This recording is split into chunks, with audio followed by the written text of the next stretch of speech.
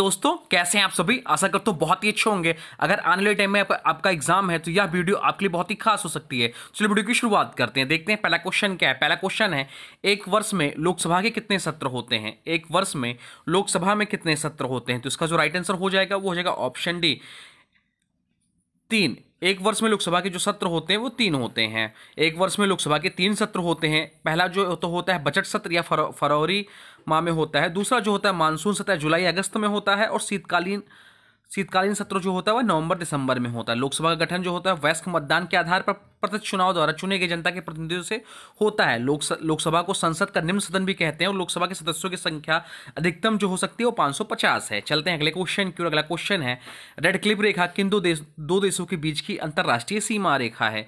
Red Cliff रेखा किन दो देशों के बीच की अंतरराष्ट्रीय सीमा रेखा है। तो इसका जो राइट आंसर हो जाएगा वो हो जाएगा ऑप्शन बी, भारत और पाकिस्तान के बीच।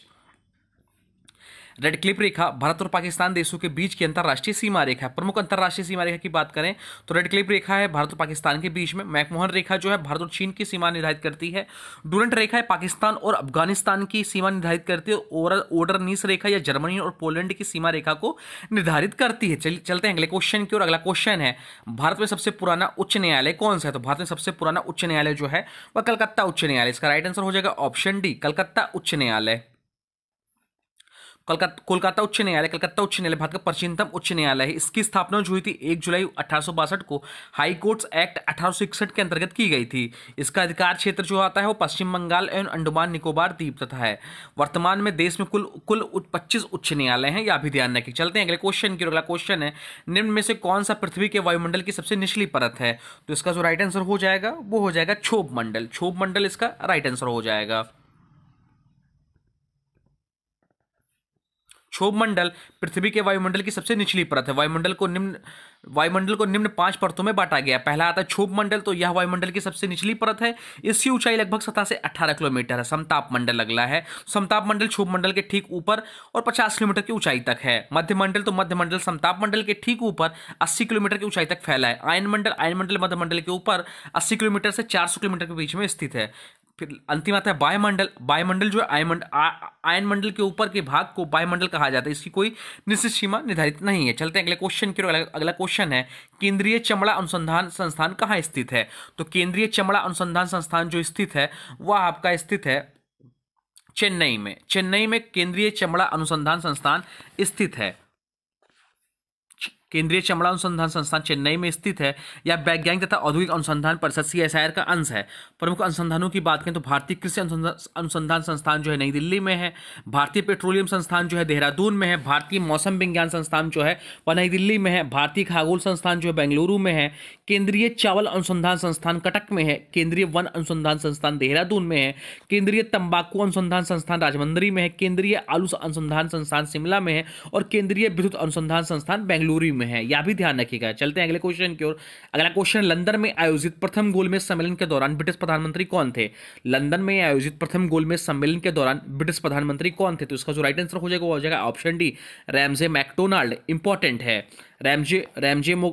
लंदन में आयोजित प्रथम गोलमेज सम्मेलन के दौरान ब्रिटिश प्रधानमंत्री रैमजे मैकडोनाल्ड थे। भारत में संवैधानिक सुधारों पर चर्चा करने के लिए तत्कालीन ब्रिटिश प्रधानमंत्री रैमजे मैकडोनाल्ड की अध्यक्षता में 12 नवंबर 1930 ईस्वी से 19 जनवरी 1931 के मध्य प्रथम गोलमेज सम्मेलन लंदन में आयोजित किया गया। तो प्रथम गोलमेज सम्मेलन जो हुआ था वह 12 नवंबर 1930 ईस्वी से 19 जनवरी 1931 के मध्य हुआ था। यह जो हुआ था लंदन में हुआ था।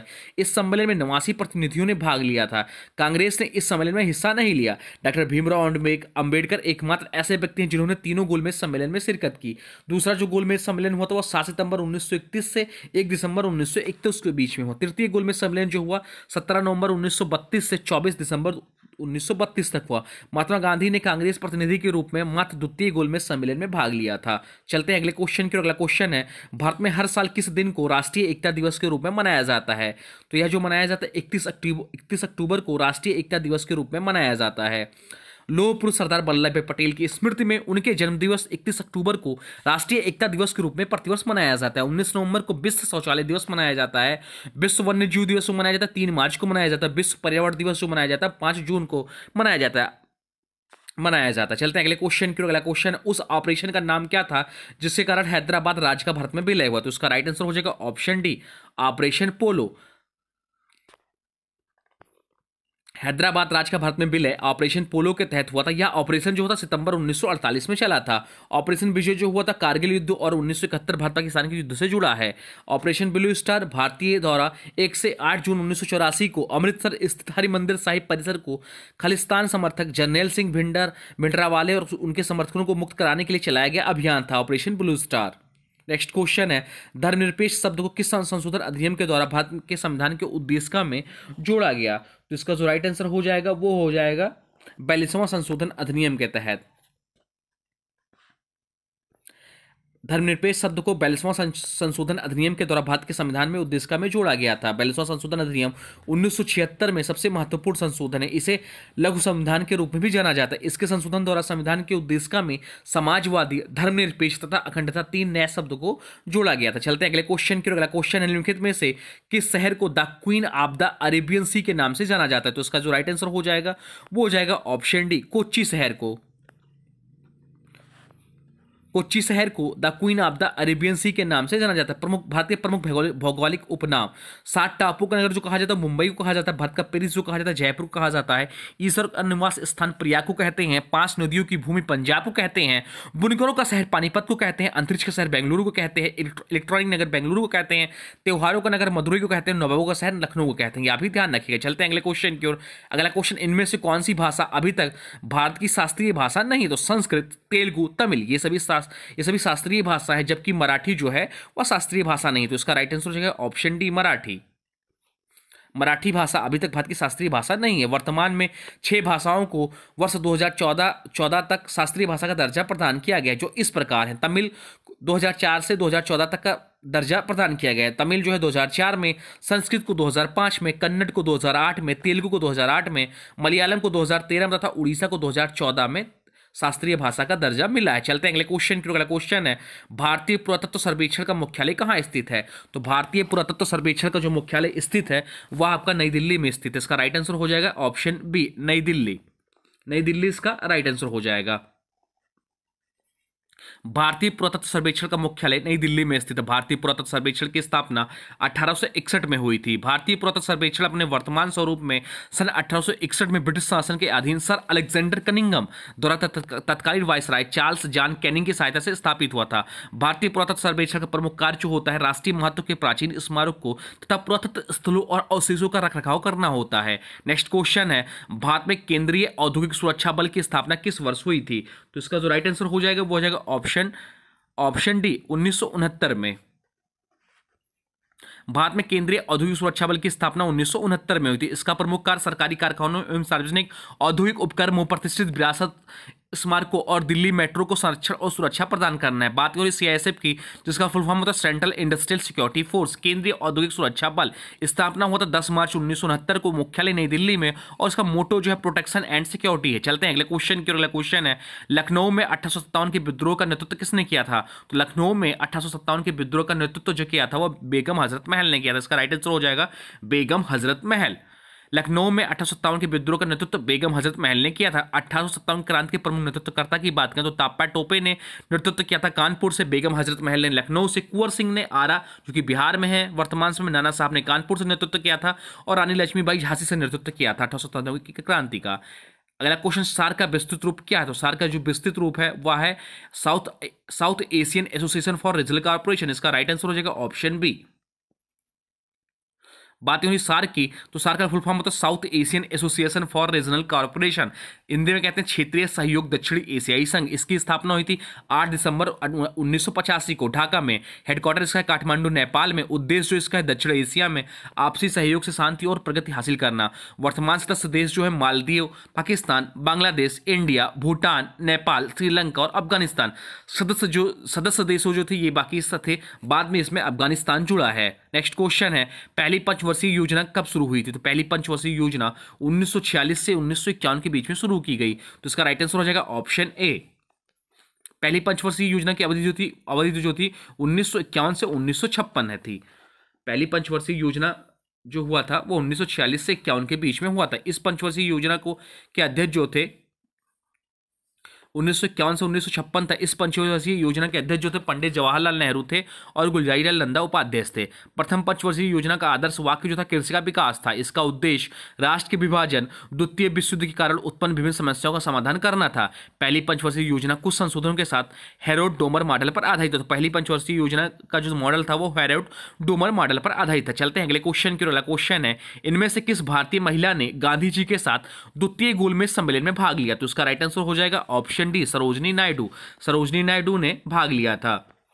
तो सरोजनी नायडू ने गांधी जी के साथ दूसरे गोलमेज सम्मेलन में भाग लिया था। द्वितीय गोलमेज सम्मेलन में भारतीय महिलाओं का प्रतिनिधित्व सरोजनी नायडू ने किया था। सरोजनी नायडू गांधी जी के साथ SS राजपूताना, ध्यान रखिएगा इस जहाज का नाम। तो सरोजनी नायडू गांधी जी के साथ SS राजपूताना नामक जहाज से 1931 में द्वितीय गोलमेज सम्मेलन में भाग लेने इंग्लैंड पहुंची थी। 7 सितंबर 1931 से 1 दिसंबर 1931 तक चले द्वितीय गोलमेज सम्मेलन में महात्मा गांधी कांग्रेस के एकमात्र प्रतिनिधि के रूप में हिस्सा लिया। द्वितीय गोलमेज सम्मेलन में कुल 31 प्रतिनिधियों ने हिस्सा लिया था। चलते हैं अगले क्वेश्चन की ओर। अगला क्वेश्चन, पत्तियों में मौजूद हरा रंग किस नाम से जाना जाता है? तो पत्तियों में मौजूद हरा रंग जिस नाम से जाना जाता है उसका नाम है क्लोरोफिल। इसका राइट आंसर हो जाएगा ऑप्शन डी, क्लोरोफिल। पत्तियों में मौजूद हरा रंग क्लोरोफिल के नाम से जाना जाता है। ऑप्शन में दिया जाइलम। तो जाइलम जो है पौधों में जड़ों से जल एवं खनिज का संवहन करता है। फ्लोएम की बात करें तो फ्लोएम जो होता है पत्तियों में बने भोजन का पौधों के विभिन्न भागों तक स्थानांतरण करता है। ऊतक की बात करें तो ऊतक एक ही प्रकार की कोशिकाओं के समूह को कहते हैं। चलते हैं अगले क्वेश्चन की ओर। अगला क्वेश्चन है, दक्षिण अफ्रीका के शीतोष्ण घास के मैदानों को किस नाम से जाना जाता है? तो इसका right answer option D, welds. दक्षिण अफ्रीका के शीतोष्ण घास के मैदानों को बेल्डस के नाम से जाना जाता है। दक्षिण अफ्रीका के शीतोष्ण घास के मैदानों को बेल्डस नाम से जानते हैं। विश्व के प्रसिद्ध घास के मैदान, उनसे संबंधित देश या क्षेत्र, तो ऑस्ट्रेलिया का जो है वह डाउन्स है, ब्राजील का कंपास, गुयाना के घास के मैदान को लानोस कहते हैं, अफ्रीका के घास के मैदान को सवाना कहते हैं, अर्जेंटीना के घास के मैदान को पंपास कहते हैं, उत्तरी अमेरिका के घास के मैदान को पेरी कहते हैं और यूरेशिया के घास के मैदान को स्टेपी कहते हैं। चलते हैं अगले क्वेश्चन की। अगला क्वेश्चन है, भारत में राज्यों के राज्यपालों की नियुक्त करने का अधिकार किसके पास है? तो इसका जो राइट आंसर हो जाएगा वो हो जाएगा ऑप्शन डी, राष्ट्रपति के पास है। भारत में राज्यों के राज्यपाल की नियुक्ति करने का अधिकार, भारत में राज्यों के राज्यपाल की नियुक्ति करने का अधिकार राष्ट्रपति के पास है। अनुच्छेद 153 के तहत प्रत्येक राज्य के लिए एक राज्यपाल के पद का प्रावधान किया गया है। राज्यपाल की नियुक्ति 5 वर्ष के लिए की जाती है। राज्यपाल को उच्च न्यायालय के मुख्य न्यायाधीश शपथ दिलाते हैं, यह भी ध्यान रखिएगा। चलते हैं अगले क्वेश्चन की। अगला क्वेश्चन है, तमिलनाडु की प्रख्यात शास्त्रीय नृत्य शैली कौन सी है? तो इसका जो राइट आंसर हो जाएगा वो हो जाएगा ऑप्शन है भरतनाट्यम। भरतनाट्यम तमिलनाडु की प्रख्यात शास्त्रीय नृत्य है। तमिलनाडु की प्रख्यात शास्त्रीय नृत्य शैली भरतनाट्यम है। प्रमुख शास्त्रीय नृत्य की बात करें उससे संबंधित राज्यों की, तो कुचिपुड़ी आंध्र प्रदेश की, मणिपुरी है मणिपुर की, उड़ीसी है उड़ीसा की, कथकली है केरल की और मोहिनी अट्टम है केरल की। चलते हैं अगले क्वेश्चन की ओर। अगला क्वेश्चन है, भारतीय संविधान में दी गई राज्य के नीति निर्देशक तत्व की संकल्पना किस देश से ली गई है? भारतीय संविधान में दी गई राज्य के नीति निर्देशक तत्व की संकल्पना किस देश से ली गई? तो उसका राइट आंसर हो जाएगा आयरलैंड देश से। भारतीय संविधान में राज्य की नीति निर्देशक तत्व आयरलैंड से लिया गया। भारतीय संविधान के भाग 4 का अनुच्छेद 36 से 51 तक राज्य के नीति निर्देशक तत्व से संबंध है। राष्ट्रीय आपातकाल जर्मनी के वाइमर गणराज्य से लिया गया। दक्षिण अफ्रीका से संविधान संशोधन की प्रक्रिया लिया गया। भारतीय संविधान में संसदीय प्रणाली ब्रिटेन से लिया गया। भारतीय संविधान में सर्वाधिक भाग शासन एक्ट 1935 से लिया गया। चलते हैं अगले क्वेश्चन की। अगला क्वेश्चन, तंजौर स्थित वृद्धेश्वर मंदिर किस धार्मिक संप्रदाय से संबंधित है? तो इसका राइट आंसर हो जाएगा ऑप्शन सी, नयनार संप्रदाय से। बृहदेश्वर मंदिर तंजौर में नयनार संप्रदाय से संबंध है। बृहदेश्वर मंदिर शिव मंदिर है। यह मंदिर चोल वंश के राजा राजराज चोल प्रथम ने बनवाया था। यह मंदिर द्रविड़ शैली में बना है। प्रासी ब्राउन ने बृहदेश्वर मंदिर को भारतीय वास्तुकला का निचोड़ कहा है। चलते हैं अगले क्वेश्चन की ओर। अगला क्वेश्चन है, भारतीय संविधान में दिए गए निम्नलिखित अनुच्छेदों में से कौन सा अनुच्छेद राष्ट्रपति को राष्ट्रीय आपातकाल की घोषणा करने का अधिकार प्रदान करता है? तो इसका जो राइट आंसर हो जाएगा वो हो जाएगा ऑप्शन सी, अनुच्छेद 352। भारतीय संविधान के अनुसार अनुच्छेद 352 में राष्ट्रपति को राष्ट्रीय आपातकाल घोषणा करने का अधिकार प्रदान करता है। अनुच्छेद 352 से 360 के बीच आपातकाल का उल्लेख है। राष्ट्रीय आपातकाल भारत में अब तक 3 बार लागू किया गया। पहला 1962 में चीन आक्रमण के समय, दूसरा 1971 में बांग्लादेश विषय पर, 1975 में आंतरिक आपातकाल। 25 जून 1975 को आंतरिक आपातकाल की घोषणा किया गया। राष्ट्रीय आपातकाल का अनुमोदन 1 माह के अंदर संसद द्वारा होना अनिवार्य है। अनुच्छेद 360 में वित्तीय आपातकाल का उल्लेख है। चलते हैं अगले क्वेश्चन की ओर। आज का अंतिम क्वेश्चन है, 2020 ओलंपिक खेल कहाँ आयोजित किए गए थे? 2020 का जो ओलंपिक खेल जो हुआ था वह हुआ था रियो डी जेनेरियो में, टोक्यो में 2020 का ओलंपिक खेल हुआ था। ओलंपिक खेल 2020 में टोक्यो में आयोजित होना था, जो कोविड-19 के कारण 23 जुलाई से 8 अगस्त 2021 में टोक्यो में आयोजित किया गया। टोक्यो जो है जापान की राजधानी है। वर्ष 2024 ओलंपिक खेल जो 33वां संस्करण जो हुआ था, वह आयोजन पेरिस के फ्रांस में हुआ था। फ्रांस की राजधानी पेरिस में हुआ था। और 2028 का जो ओलंपिक खेल होगा, 34वां संस्करण जो होगा, वह आयोजन लॉस एंजलिस जो कि अमेरिका में यहाँ पर प्रस्तावित है। 2008 में जो ओलंपिक हुआ था वह बीजिंग चाइना की राजधानी बीजिंग में हुआ था। 2012 में जो हुआ था लंदन में हुआ था। 2016 में रियो डी जेनेरियो में हुआ। 2020 में जो हुआ वह 2020 में जो हुआ वो जापान की राजधानी टोक्यो में हुआ। 2024 जो हुआ फ्रांस की राजधानी पेरिस में हुआ। और 2028 में जो लॉस एंजलिस अमेरिका में प्रस्तावित है। तो ये रहे टॉप 25 क्वेश्चन। आशा करता हूं आपको वीडियो पसंद आएगा। अब आज की वीडियो से क्वेश्चन है, इसका राइट आंसर आप लोग कमेंट बॉक्स में बताना है। आज की वीडियो से क्वेश्चन है, भारतीय पुरातत्व सर्वेक्षण का मुख्यालय कहाँ स्थित है? भारतीय पुरातत्व सर्वेक्षण का मुख्यालय कहाँ स्थित है? इसका जो भी राइट आंसर होगा कमेंट बॉक्स में जरूर बताएगा। साथ साथ वीडियो कैसा लगा इसके बारे में भी जरूर बताएगा। हाँ, अभी तक आपने वीडियो को लाइक नहीं किया है तो प्लीज वीडियो को लाइक कर दीजिए और चैनल पर नए चैनल को सब्सक्राइब भी कर लीजिए। चलिए मिलते हैं नए वीडियो में, तब तक के लिए thanks for watching nun classes. For more update please subscribe nun classes. Please video को स्टूडियो ग्रुप में शेयर जरूर कर दीजिएगा। Thanks for watching.